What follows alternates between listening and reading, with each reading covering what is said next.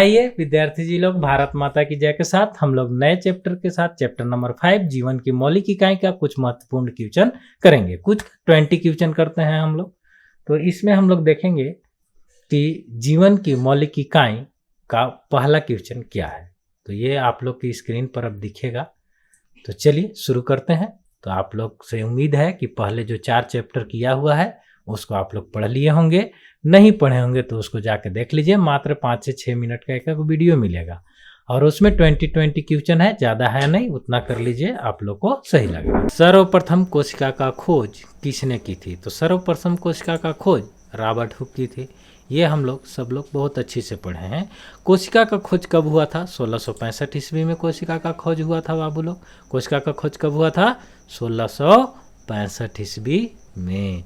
आगे बढ़ते हैं हम लोग क्वेश्चन नंबर 3, सेल यानी कि कोशिका शब्द की उत्पत्ति से संबंधित वैज्ञानिक का नाम बताइए। तो ये जो सेल शब्द की उत्पत्ति है बाबू, ये वैज्ञानिक कौन दिया था? सेल यानी कि कोशिका शब्द ये दिया था हमारा रॉबर्ट हुक। कौन दिया था? रॉबर्ट हुक, है ना। चलिए आगे बढ़ते हैं कि कोशिका सिद्धांत का प्रतिपादन किसने किया था? तो कोशिका सिद्धांत का प्रतिपादन कौन किया था, है ना।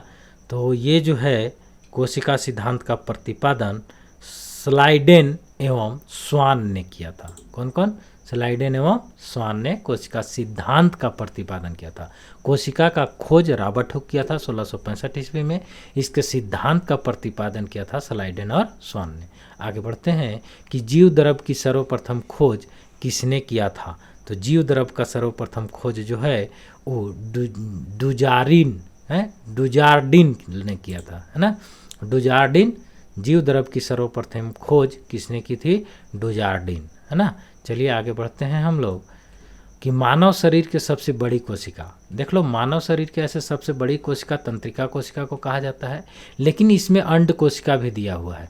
अंड कोशिका जो मादा जनन अंग में उत्पन्न होती है ना, तो वो जो है सबसे बड़ा 0.1 मिलीमीटर का होता है। तो अगर अंड कोशिका दिया हुआ है तो पहले हम लोग प्राथमिकता उसको देंगे, अगर ये नहीं दिया रहता तब तंत्रिका कोशिका को देते, है ना। तो मानव शरीर के सबसे बड़ी कोशिका अंड कोशिका है, जिसको अंडाणु भी हम लोग कहते हैं। आगे बढ़ते हैं, जीव शरीर के रचनात्मक और कार्यात्मक इकाई को क्या कहते हैं? तो जीव शरीर के रचनात्मक और कार्यात्मक इकाई कोशिका को कहते हैं। किसको कहते हैं? कोशिका को। आगे बढ़ते हैं विद्यार्थी जी लोग, क्वेश्चन नंबर 8, सबसे छोटा एक कोशिकीय जीव कौन सा है? तो सबसे छोटा एक कोशिकीय जीव, ईस्ट भी एक कोशिकीय है, जीवाणु भी है, अमीबा, लेकिन माइक्रोप्लाज्मा जो है वो सबसे छोटा एक कोशिकीय जीव है। आगे बढ़ते हैं कि आत्महत्या का थैला किसे कहा जाता है? तो हम लोग बहुत अच्छा से जानते हैं कि लाइसोसोम को आत्महत्या की थैला कहा जाता है। आगे बढ़ते हैं, कौन सा कोशिकांग पाचक थैली कहलाता है? तो कौन सा जो है कोशिकांग उपाचक थैली कहलाता है? तो वो है लाइसोसोम, है ना। इसको आत्महत्या के थैली भी कहते हैं, है ना। अगर ये फट जाएगा तो कोशिका जो है इसमें गल जाता है, यानी कि कोशिका का विनाश हो जाता है ना। तो यही जो है पाचक थैली है, इसमें अम्ल पाया जाता है जो कि सभी को पाचन करता है, सभी पदार्थ का।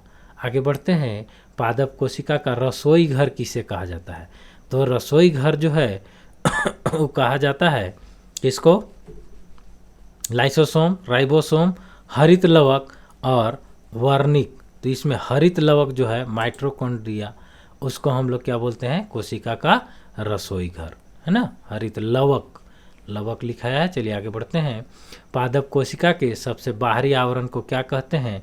तो पादप कोशिका के सबसे बाहरी आवरण को कोशिका भित्ति कहते हैं, है ना। और जंतु कोशिका के सबसे बाहरी आवरण को कोशिका झिल्ली कहते हैं। तो इस बात को ध्यान में रखना है। आगे बढ़िए, तारक केंद्रक का कार्य बताइए। तारक केंद्रक का कार्य क्या है? तो तर्कु निर्माण करना इसका काम है। चलिए आगे बढ़ते हैं, केंद्रक में पाए जाते हैं क्रोमोसोम, लाइसोसोम, राइबोसोम। तो क्रोमोसोम पाया जाता है हमारे केंद्रक में, जो आनुवांशिक गुणों को माता पिता से उसके बच्चों में ट्रांसफ़र करता है, ले जाता है। इनमें से कौन प्रोटीन निर्माण का केंद्र है? तो प्रोटीन निर्माण का कौन केंद्र है बाबू? ये हो जाएगा आपको राइबोसोम। प्रोटीन निर्माण का कार्य कौन करता है? राइबोसोम। आगे बढ़ते हैं कि पादप कोशिका का कौन सा भाग निर्जीव होता है? तो पादप कोशिका का कोशिका भित्ति जो है वो निर्जीव होता है। आगे बढ़ते हैं। तारक काय पाया जाता है। तारक काय कहाँ पाया जाता है? केंद्रक में, कोशिका द्रव में, गुणसूत्र में, केंद्रिका में। तारक काय जो है वो पाया जाता है कोशिका द्रव में। आगे बढ़ते हैं। जितना भी कोशिका का जो भाग है वो लगभग कोशिका द्रव में ही पाया जाता है, बाहर, है ना। केंद्रक में तो गुणसूत्र पाया जाता है और केंद्रिका। वर्णात्मक पारगम झिल्ली कहते हैं, तो वर्णात्मक पारगम झिल्ली कोशिका झिल्ली को कहते हैं, है ना, जिसको सेलेक्टिव परमिएबल झिल्ली भी इंग्लिश में बोला जाता है। आगे बढ़िए। पीले, नारंगी अथवा लाल रंग के रंजकों में कौन सा पदार्थ पाया जाता है? कैरोटिनाइड, सैफ्रनिन, मेथाइल ब्लू, इनमें से कोई नहीं। तो ये जो है पाया जाता है कैरोटिनाइड, है ना। पीले, नारंगी एवं लाल रंग के रंजकों में पदार्थ पाया जाता है कैरोटिनाइड, है ना। आगे बढ़ते हैं। Question number 20। केंद्रक द्रव में मुख्यतः कितने प्रकार की संरचना पाई जाती है? इसका जवाब आप लोग को कमेंट में देना है, ठीक है। इसी के साथ हम लोग इसको करते हैं अंत। मिलेंगे अगले वीडियो में, तब तक आप लोग पढ़िए, खूब पढ़िए और आगे बढ़िए, ठीक है।